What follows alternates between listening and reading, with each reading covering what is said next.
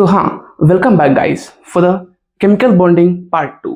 आज हम पढ़ने वाला है वाई बॉन्ड फॉर्म्स। मैंने आपको लास्ट पार्ट में क्या क्या बताया है, आप उसको रिवाइज करके नहीं आए तो इस पार्ट में आपको कुछ फायदा नहीं होगा। तो चलिए अब हम शुरू करते हैं। वाई बॉन्ड फॉर्म्स, बॉन्ड क्यों बनता है? To acquire stability. हाँ, इधर इसको हम हाइड्रोजन के एक एग्जांपल में लेंगे। इसके मतलब ये करने के पहले एक इंपॉर्टेंट पॉइंट सुनो। When bond forms energy release होगा। क्या होगा? जब भी किसी बॉन्ड बन रहा है ना, एक एटम से एनर्जी मतलब बॉन्ड बन रहा है ना, उसमें एनर्जी रिलीज होगा, एक्सोथर्मिक होगा। एक ग्राफ है किसका? पोटेंशियल एनर्जी और डिस्टेंस का ग्राफ है। इधर ये दो लाइंस मीट नहीं कर रहा है, ये पैरेलल है, मतलब ये दोनों इन्फाइनाइट में जाकर मिलेगा। जब डिस्टेंस इन्फाइनाइट होगा उधर पोटेंशियल एनर्जी जीरो होगा। आपने पढ़ा होगा 9th और 10th क्लास में, जब डिस्टेंस इन्फाइनाइट होगा पोटेंशियल एनर्जी जीरो होगा।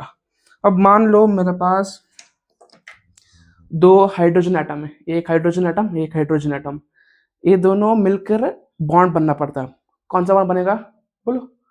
साई कोवलेंट बॉन्ड बनना पड़ेगा ना। ये इधर इधर से इधर आएगा, दोनों पास पास पास आकर इधर मिलेंगे, इधर जाके मतलब वो बॉन्ड बनेंगे। इधर से इधर आने में क्या होता है? एनर्जी रिलीज होता है। मतलब इधर देखो, एनर्जी जब नेगेटिव होगा उसका मतलब रिलीज कर रहा है। देखो आप इधर देख रहे हो ना, बॉन्ड H2 बॉन्ड यहाँ बनता है, H2 बॉन्ड यहाँ बनता है। यहाँ बनने के लिए एनर्जी पॉजिटिव है, ये नेगेटिव है। इधर पोटेंशियल एनर्जी नेगेटिव है ना इधर, इसका मतलब एनर्जी रिलीज होकर H2 बॉन्ड बन रहा है। इधर से आ रहा है, इधर से आ रहा है, एनर्जी रिलीज हो रहा है, मतलब नेगेटिव एनर्जी होगा, नेगेटिव एनर्जी होगा ना, इसलिए उसको रिलीज होगा, इधर आके H2 बॉन्ड बनेगा। हाँ, इधर और एक पॉइंट है, जहां H2 बनेगा ना, मतलब एक हाइड्रोजन है, हाइड्रोजन है, इधर जाके मतलब ये क्या बनेगा? बॉन्ड बनेगा। इन दोनों के बीच में डिस्टेंस क्या होता है ना, उसको ही हम बॉन्ड लेंथ कहते हैं। हाइड्रोजन में बॉन्ड लेंथ कितना होता है? 74 पिकोमीटर होता है। इधर लिखा है देखो, 74 पिकोमीटर पर H2 बॉन्ड बनता है। और इधर से इधर आने में कितना एनर्जी लगेगा ना, उसको हम बॉन्ड एनर्जी कहते हैं। बॉन्ड एनर्जी मतलब energy required to form a bond, और बॉन्ड लेंथ जिस लेंथ पर वो बॉन्ड बनेगा उसको हम बॉन्ड लेंथ कहते हैं। इधर देखो, इस वाले पार्ट ग्राफ में, इस वाले पार्ट है ना, इधर से इधर, इस वाले पार्ट में अट्रैक्टिव फोर्सेस ज्यादा है रिपल्सिव फोर्सेस से। अट्रैक्टिव मतलब वो अपने पास खींचेगा, रिपल्सिव मतलब धक्का देगा। इधर से इधर आने में अट्रैक्टिव फोर्स ज्यादा है, इसलिए वो पास पास आता है। रिपल्सिव फोर्स रहता है लेकिन कम रहता है। इधर से इधर आने में अट्रैक्टिव फोर्स ज्यादा रहता है, इसलिए बॉन्ड फॉर्म बनेगा इधर से। लेकिन इधर से इधर देखो, इधर क्या हो रहा है? ग्राफ ऊपर जा रहा है ना, पॉजिटिव जा रहा है ना, मतलब H2 बॉन्ड यहाँ बनेगा। एक हाइड्रोजन मॉलिक्यूल है या हाइड्रोजन मॉलिक्यूल है, इन दोनों के बीच में बॉन्ड लेंथ बन गया कितना? 74 पिकोमीटर बन गया। अब जब इससे भी कम बॉन्ड लेंथ बनना पड़ेगा ना, उसको हम एनर्जी देने पड़ेंगे। इधर से इधर आने में एनर्जी रिलीज होगा, इधर उसका लास्ट पॉइंट है। हाइड्रोजन, इस हाइड्रोजन में इतना लास्ट पॉइंट है, इससे आगे वो खुद से नहीं आएगा। हम इसको और आगे मतलब आगे आने के लिए इधर हम एनर्जी देना पड़ेगा। Energy required, energy required to move further together. इधर हम एनर्जी देना पड़ेगा, इधर से इधर आने में एनर्जी रिलीज होगा, इधर से आने में एनर्जी देना पड़ेगा, इसलिए एक पोटेंशियल एनर्जी पॉजिटिव है। पोटेंशियल एनर्जी, जब एनर्जी पॉजिटिव होगा वो गेन होगा, मतलब उसको हम एनर्जी देना पड़ेगा, हम देना पड़ेगा, वो लेगा ना, इसलिए वो गेन होगा इधर। ठीक है, इधर क्या होता है? रिपल्सिव फोर्स अट्रैक्टिव फोर्स से, रिपल्सिव फोर्स ज्यादा होता है अट्रैक्टिव फोर्स से। इतना तक तो हम बॉन्ड बन गए ना। अब इधर से इधर, इधर से इधर आने में ये बॉन्ड लेंथ है ना, इधर से इससे मतलब काफी वो अंदर नहीं आएगा, इसका मैक्सिमम पॉइंट है। इधर से इधर आने में रिपल्सिव फोर्स ज्यादा होगा, मतलब धक्का देगा, ये इसको धक्का देगा, इसको धक्का देगा, इसलिए बॉन्ड नहीं बनता। अट्रैक्टिव फोर्स भी रहता है लेकिन वो कम रहता है, इसलिए वो फिर से बॉन्ड बनना बहुत ही मुश्किल है, उसको हम एनर्जी बहुत देना पड़ेगा। ये ग्राफ यही मतलब एक्सप्लेन करता है। और एक पॉइंट है, bond forms at lower energy, मतलब stability is inversely proportional to energy. इधर एनर्जी क्या है? नेगेटिव। सबसे कम एनर्जी है ना, इधर बॉन्ड बनता है। क्यों? जब जब किसी भी मतलब जब किसी भी ऑब्जेक्ट धरती में वो लोअर एनर्जी लेवल में होता है ना, तब वो बहुत ही स्टेबल होता है। मान लो हम एक एग्जांपल लेंगे इधर, इधर ही देखो, एक इंक्लाइन प्लेन है ना। हाँ, मैंने इधर ग्राउंड, मैंने इधर एक बॉल रखा है। ये क्या होता है? बॉल ये लोअर एनर्जी में रहे ना, क्योंकि ग्राउंड के पास है तो लोअर एनर्जी है इसमें। ये मूव नहीं करेगा, ये बहुत स्टेबल है। इसका एनर्जी इसका एनर्जी बहुत ही कम है, इसलिए वो स्टेबल है। जब हम ऊपर लेके जाएंगे इसका एनर्जी बढ़ेगा, पोटेंशियल एनर्जी ज्यादा होगा, इसका एनर्जी ज्यादा होगा, तब तो ये अनस्टेबल होगा, इसलिए वो नीचे नीचे नीचे नीचे आएगा। किसी लोग कह सकते हैं, अगर मान लो हम इधर एक फ्लैट प्लेन रख दिए इधर, आपने बोले ये स्टेबल होगा ना, क्योंकि ये तो स्टेबल है, ये तो अनस्टेबल रहना पड़ेगा। लेकिन इधर वो ये भी अनस्टेबल होगा, क्योंकि जब हम इसको हटा देंगे ना, ये फिर से आके यहीं टकराएगा, लोअर एनर्जी में ही आएगा। इसको इसलिए हम बोलते हैं stability is inversely proportional to energy. जिस ऑब्जेक्ट और मॉलिक्यूल में का एनर्जी कम होगा ना, वो बहुत ही स्टेबल होगा। इसलिए पोटेंशियल एनर्जी जब मतलब मिनिमम होगा तभी हाइड्रोजन बॉन्ड बनेगा। ये होता है वाई बॉन्ड फॉर्म्स, मतलब एक्वा स्टेबिलिटी का एक ये हुआ। तो जब बॉन्ड फॉर्म बनेगा ना, तब उसमें दो फोर्सेस लगेंगी, एक होता है अट्रैक्टिव फोर्स और एक होता है रिपल्सिव फोर्स। अब हम उसको सेपरेट पढ़ेंगे, रुको। एक होता है अट्रैक्टिव फोर्सेस। हाँ, अट्रैक्टिव फोर्स होता क्या है? Forces which makes the particle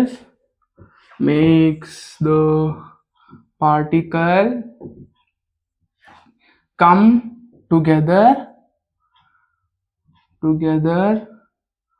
towards each मतलब एक एटम ये वो फोर्स होंगे इधर जिसको मतलब अट्रैक्ट करेंगे, दे कम टुगेदर टुवर्ड्स ईच। ये इसके पास आएगा, ये इसके पास आएगा, तब उसके बीच में अट्रैक्टिव फोर्स लगेगा। ठीक है।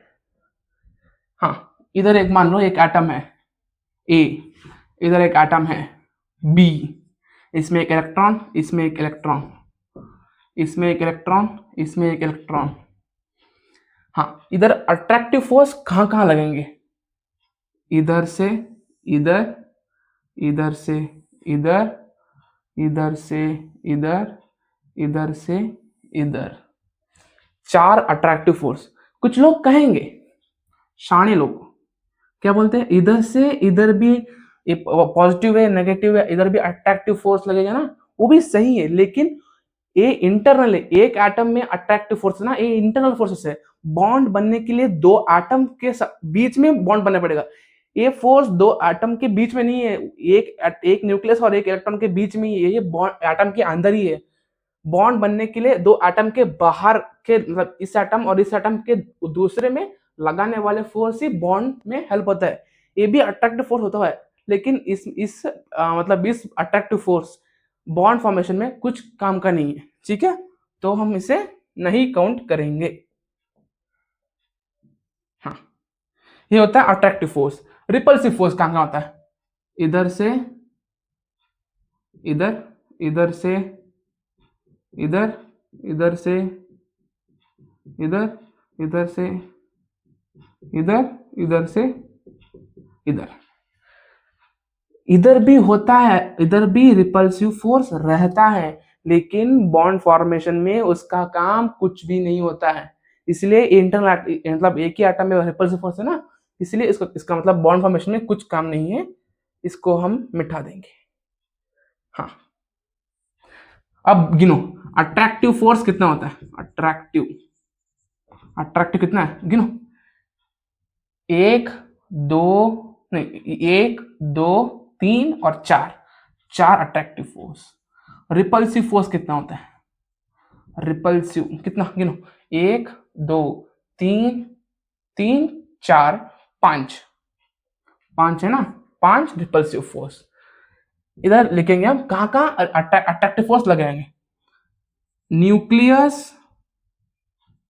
Nucleus of atom A and electrons of atom B के बीच में, ए के न्यूक्लियस से बी के इलेक्ट्रॉन के बीच में भी कहाँ अट्रैक्टिव फोर्स रहेगा। और कहाँ रहेगा, और कहाँ रहेगा, हाँ इतना ही है ना, हाँ इतना ही। Nucleus of atom A and electron of atom B, इतना ही होता है ना, हाँ यही होता है। ये न्यूक्लियस इन दोनों पे अट्रैक्टिव फोर्स लगेगा, ए एटम इन दोनों के बीच में अट्रैक्टिव फोर्स लगेगा। और हम अभी पढ़ेंगे रिपल्सिव फोर्स, रिपल्सिव फोर्सेस। ये क्या होता है, forces which makes the particle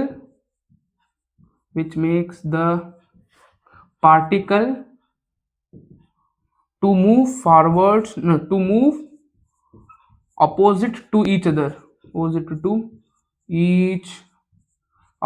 to each other होता है ना, ये रिपल्सिव फोर्स होता है। एक कहाँ लगेगा, 1 2 3 4 5, इधर रिपल्सिव फोर्स लगेगा और इस पे अट्रैक्टिव फोर्स लगेगा। ये रिपल्सिव फोर्स पता है ना आपको, रिपल्सिव फोर्स कहाँ लगेगा, रिपल्सिव फोर्स लगेगा नेगेटिव और नेगेटिव के बीच में और पॉजिटिव के बीच में। अट्रैक्टिव फोर्स कहाँ लगेंगे, पॉजिटिव या नेगेटिव के बीच में।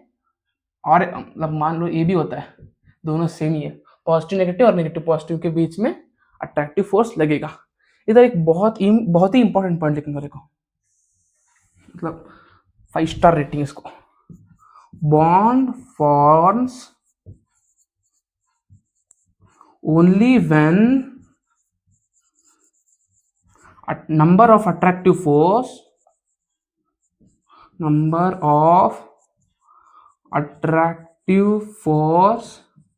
are greater than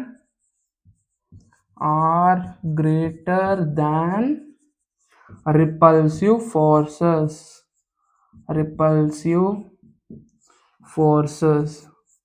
इसका मतलब क्या है, बॉन्ड तब बनेगा जिस मॉलिक्यूल में अट्रैक्टिव फोर्सेस ज्यादा रहेंगे और रिपल्सिव फोर्सेस कम रहेंगे।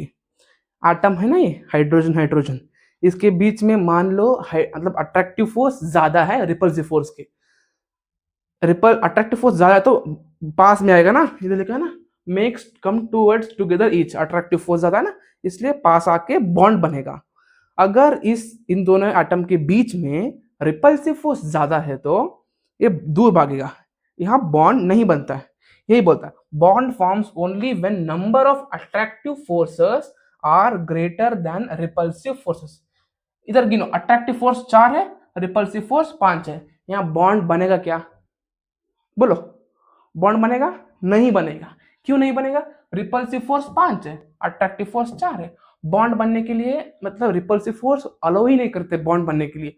बॉन्ड कब बनता है वो डिसाइड करेगा, attractive force decides whether bond forms और नॉट फॉर्म्स। ठीक है, ये होता है अट्रैक्टिव फोर्स और रिपल्सिव फोर्स।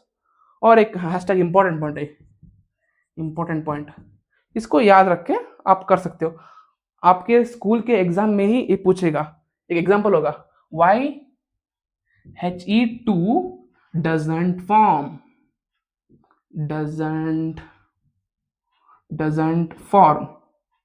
यही He है ना, यही He है ना, He में 2 इलेक्ट्रॉन्स रहेगा ना, इस He में 2 इलेक्ट्रॉन्स रहेंगे। अट्रैक्टिव फोर्स 4 है, रिपल्सिव फोर्स 5 है, repulsive forces are more than attractive force, thus bond नहीं बनेगा, खत्म, एक क्वेश्चन खत्म होगा। ठीक है, हाँ ठीक है, आप इतना लिख लो पहले। तो अब हम पढ़ेंगे types of covalent compounds. Covalent compounds हमने पिछले वाले पार्ट में आपको सिखाया था। इसमें दो टाइप्स ऑफ कोवलेंट बॉन्ड होते हैं, एक होता है नॉन पोलर कोवलेंट बॉन्ड और एक होता है polar covalent bond. Non polar covalent bond मतलब इसमें नाम पे ही non polar, when the difference of electronegativity of the atoms are 0 or when bond forms between same atom। आपको पता है इलेक्ट्रोनेगेटिविटी के बारे में, इलेक्ट्रोनेगेटिविटी क्या होता है, मतलब वो एटम किसी इलेक्ट्रॉन को अपने पास खींचने का क्षमता रखता है, उसको उसके पास हाइयर इलेक्ट्रॉन नेगेटिविटी होता है। इधर एक एटम है और इधर एक एटम है, इसका इलेक्ट्रॉन नेगेटिविटी मान लो 2 है और इसका इलेक्ट्रॉन नेगेटिविटी मान लो 2 है। इसमें बनता है नॉन पोलर कोवेलेंट बॉन्ड, क्योंकि इसका डिफरेंस ऑफ इलेक्ट्रॉन नेगेटिविटी, इसका डिफरेंस ऑफ इलेक्ट्रॉन नेगेटिविटी क्या होता है, 2 - 2 क्या होता है, 0 0 होना डिफरेंस ऑफ इलेक्ट्रॉन नेगेटिविटी, इसलिए इस पर polar non polar covalent bond होता है। और एक एग्जांपल लियो, मतलब जब bond forms between same atom, मान लो कि H2 है मेरे पास, नहीं हाँ H2 है मेरे पास, H और H, हाइड्रोजन के बीच में इधर ये दोनों सेम ही है, difference of electronegativity of atoms are 0 और bond form between same atom. जब दोनों एटम सेम होते हैं तभी ही उनका डिफरेंस ऑफ इलेक्ट्रोनेगेटिविटी 0 होता है। इसका इलेक्ट्रोनेगेटिविटी कितना होता है, 2.1, इसका कितना 2.1, डिफरेंस कितना 0, नॉन पोलर कोवेलेंट बॉन्ड बनता है। इधर एक point, no separation of charge. हम इधर आगे पोलर कोवेलेंट बॉन्ड में पढ़ते हैं सेपरेशन ऑफ चार्ज के बारे में क्या होता है। इधर चार्ज सेपरेट नहीं होता, इधर होता है ना, पोलर कोवेलेंट बॉन्ड में होता है। HCl के बारे में पढ़ते हैं, इसको भी हम बाद में पढ़ते हैं जब मैं इसको चार्ज सेपरेशन के बारे में आपको बता दूँ। अब हम पढ़ते हैं polar covalent bond.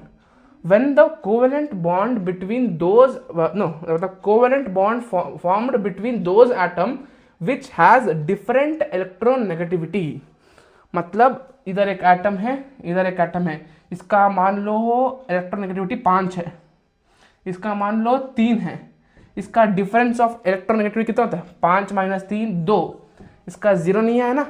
when the covalent bond between those atom which have different electron negativity, इसका 5 इलेक्ट्रॉन नेगेटिविटी है, इसका 3 इलेक्ट्रॉन नेगेटिविटी है, इधर चार्ज सेपरेशन होगा, उधर देखो चार्ज सेपरेशन हो रहा है ना, डिफरेंट इलेक्ट्रॉन नेगेटिविटी है, इसको हम पोलर कोवेलेंट बॉन्ड कहते हैं। पोलर कोवेलेंट बॉन्ड में और एक इंपॉर्टेंट चीज है, more the electron negativity of atom acquires partial negative charge. जब इसके बीच में बॉन्ड बनेगा, किसका इलेक्ट्रॉन नेगेटिविटी इसके पास ज्यादा है ना, ये पार्शियल नेगेटिव चार्ज अक्वायर करेगा, इसको हम लिखते हैं डेल्टा नेगेटिव। क्या, डेल्टा नेगेटिव। और less electron negativity atom acquire partial positive charge, इसका 3 है, 5 से कम है तो इसका डेल्टा पॉजिटिव होगा। ये पार्शियल पॉजिटिव चार्ज और इसके ऊपर रहेगा, इसके ऊपर पार्शियल नेगेटिव चार्ज बनेगा। polar covalent bond, this type of bonds are more covalent and less ionic। ये भी नॉन पोलर कोवेलेंट बॉन्ड होता है, लेकिन पोलर कोवेलेंट बॉन्ड ज्यादा कोवेलेंट कैरेक्टर दिखाता है और लेस आयोनिक कैरेक्टर दिखाता है, इसलिए these bonds are more covalent and और लेस आयोनिक होता है। इधर एक मान लो हमारे पास एक एग्जांपल है HCl। अब HCl के बीच में क्या बनेगा, कोवेलेंट बॉन्ड बनेगा। H के पास एक एटम, क्लोरीन के पास 7 एटम, इस एटम के बीच में बनेगा कोवेलेंट बॉन्ड। हाँ, इसके हाइड्रोजन का इलेक्ट्रोनेगेटिविटी क्लोरीन से कम है, इसलिए डेल्टा पॉजिटिव होता है, चार्ज सेपरेट हो रहा है। आप जब इस HCl के बॉन्ड में जाओगे तो चार्ज इवनली सेपरेट नहीं होता है। हाइड्रोजन के पास पार्शियल पॉजिटिव चार्ज रहता है, क्लोरीन के पास पार्शियल नेगेटिव चार्ज रहता है, इसलिए हम जब चार्ज ऊपर दिखाते हैं, ये चार्ज वाला फैक्टर बहुत ही इंपॉर्टेंट होगा। जब हम इसके solubility, melting point, boiling point पढ़ते हैं ना, चार्ज बहुत ही मैटर करता है। सॉल्युबिलिटी में भी HCl इसके चार्ज है ना, मतलब ये जब HCl पानी में जाएगा H2O, ये H+ होएगा, OH नेगेटिव होगा ना, ये H पॉजिटिव नेगेटिव के साथ अट्रैक्ट करके HCl बनेगा, H बन के H2O बनेगा। मतलब ऐसा ही होगा, कुछ नेगेटिव और पॉजिटिव के बीच में अट्रैक्शन होगा, इधर पॉजिटिव और नेगेटिव के बीच में अट्रैक्शन होगा, इसलिए चार्ज बहुत ही जरूरी है मेल्टिंग पॉइंट, बॉइलिंग पॉइंट और सॉल्युबिलिटी के केसेस में। ठीक है। हाँ, इधर मैंने एक एरो लिखा है, ये एरो रिप्रेजेंट क्या करता है, ये होता है इलेक्ट्रॉन क्लाउड मूवमेंट। आपने पढ़ा होगा इलेक्ट्रॉन क्लाउड होता क्या है।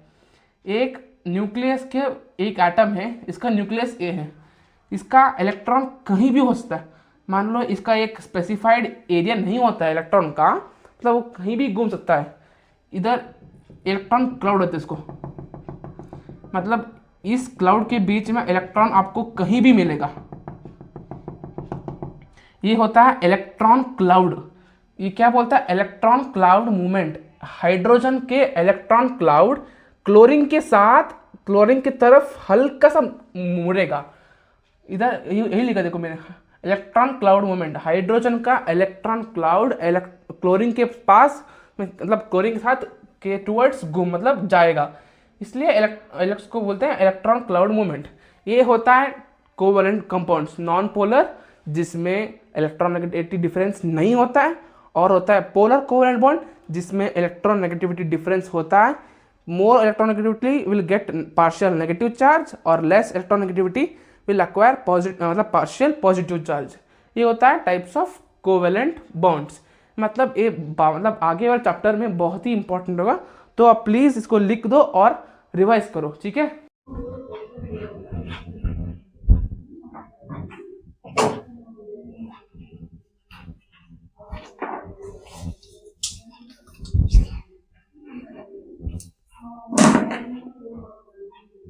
तो अब हम पढ़ेंगे VBT, valence bond theory.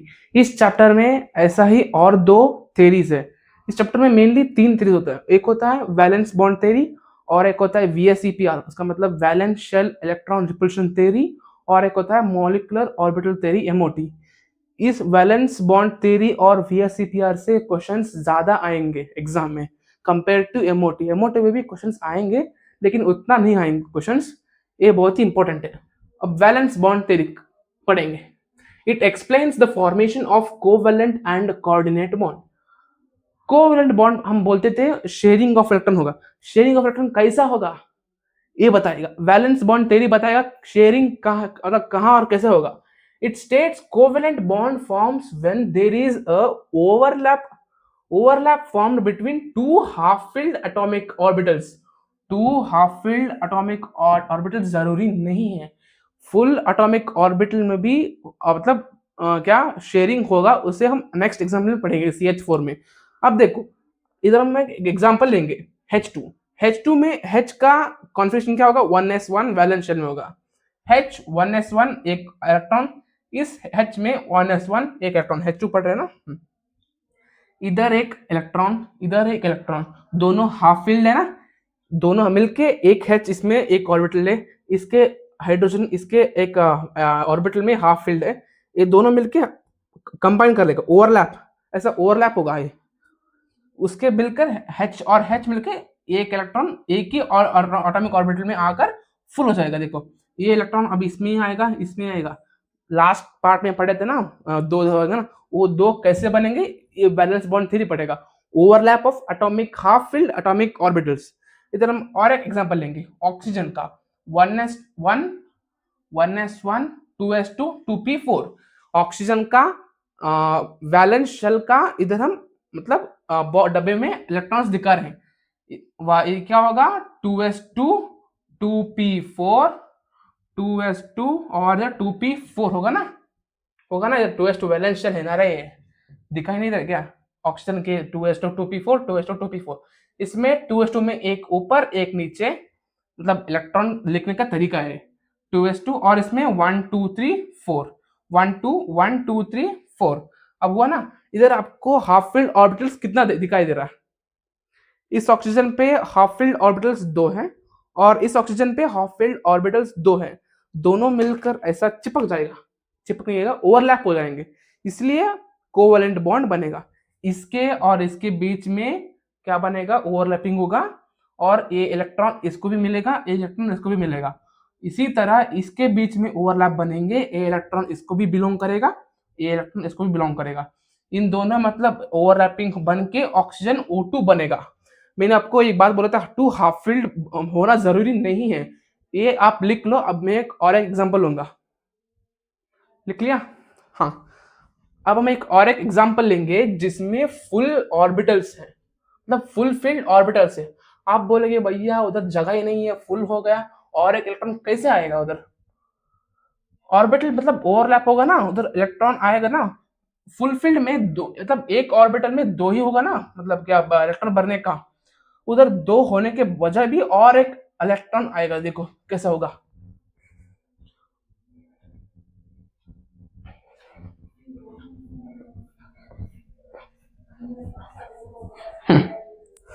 Covalent bond नहीं, overlapping, overlapping also forms in fulfilled orbitals, but the condition is that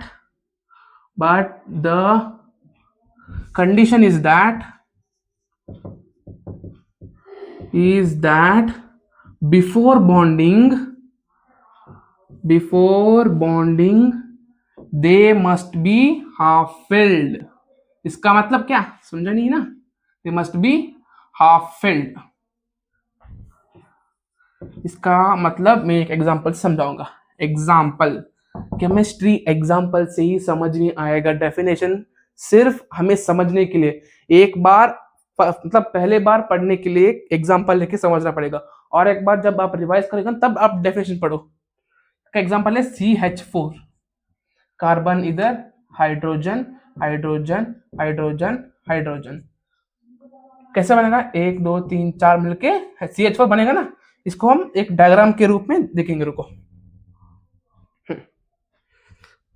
carbon, carbon क्या होता है? कार्बन, इधर हम दो वर्ड यूज करेंगे, एक होता है ग्राउंड स्टेट और एक होता है एक्साइटेड स्टेट्स। ग्राउंड स्टेट वो है मतलब जब वो नॉर्मल रहता है, एक्साइटेड स्टेट मतलब अब हम अब उसको एनर्जी देंगे तब वो कौन सा स्टेट में रहेगा उसको हम एक्साइटेड स्टेट बोलेंगे। कार्बन का ग्राउंड स्टेट क्या होगा? GS, ग्राउंड स्टेट क्या होता है? 1 2 1 2 2s2 2p2। इधर एक्साइटेड, हाँ इधर देखो, कार्बन यहाँ एक ही है ना, यहाँ आप 4 और इलेक्ट्रॉन शेयर करने पड़ेंगे, लेकिन इधर हाफ फील्ड 2 ही है, इसको हम 4 बनाएंगे। कैसे? देखो अब एक्साइटेड स्टेट लिखेंगे ना, जब हम कार्बन को एनर्जी देंगे, बॉन्ड बनने के लिए एनर्जी देंगे हम, इधर ये सेम ही रहेगा, इसके एक इलेक्ट्रॉन इधर कूद जाएगा, मैं गया, इधर एक इलेक्ट्रॉन बचेगा, इधर एक इलेक्ट्रॉन बचेगा, इधर एक इलेक्ट्रॉन बचेगा और इधर एक बच गया। तब अब इधर अब 4 हाफ फील्ड हुआ ना। और एक बार डेफिनेशन पढ़ो, overlapping also forms in fulfilled orbitals. ये फुलफिल्ड है ना, इधर ओवरलैपिंग होगा, but the condition is that before bonding they must be half filled. अब बॉन्डिंग बनने के लिए इसके बाद एक्साइटेड के बाद बॉन्डिंग बनेगा ना, बॉन्डिंग के पीछे कैसा वो हाफ फिल्ड है ना, इधर पहले फुलफिल्ड था, हमने उसको एनर्जी दिया, एक्साइटेड में गया, उधर वो हाफ फिल्ड बना, और इधर क्या होगा, हाइड्रोजन के पास एक इलेक्ट्रॉन बचा था, इधर हाइड्रोजन के पास एक इलेक्ट्रॉन बचा था, मतलब है इसके पास, इसमें एक, और इसमें भी एक होता है, सिंगल। हाइड्रोजन के पास भी सिंगल है, हम भी सिंगल, वो भी सिंगल, लाइफ जिंगल वाला। देखो सिंगल सिंगल होता है ना, हाँ। इधर क्या होता है? ओवरलैपिंग। इधर क्या होता है? ओवरलैपिंग। इधर क्या होता है? ओवरलैपिंग। इधर क्या होता है? ओवरलैपिंग। ये मिलकर क्या बनेगा? CH4 वो है ना, ये भी मतलब फुलफिल्ड एटॉमिक ऑर्बिटल्स में भी मतलब क्या होता है? बॉन्ड मतलब ओवरलैपिंग होता है। ये होता है वैलेंस बॉन्ड थ्योरी। अब हम मिलते हैं नेक्स्ट पार्ट में। नेक्स्ट पार्ट में हम पढ़ेंगे सिग्मा बॉन्ड क्या होता है, पाई बॉन्ड क्या होता है, डेल्टा बॉन्ड क्या होता है, और हाइब्रिडेशन को हम शुरू करेंगे नेक्स्ट पार्ट तक। ठीक है, ये लिख लो, और कल नेक्स्ट पार्ट में आप फिर से आने के लिए ये सारे रिवाइज करके आओ। ठीक है, बाय।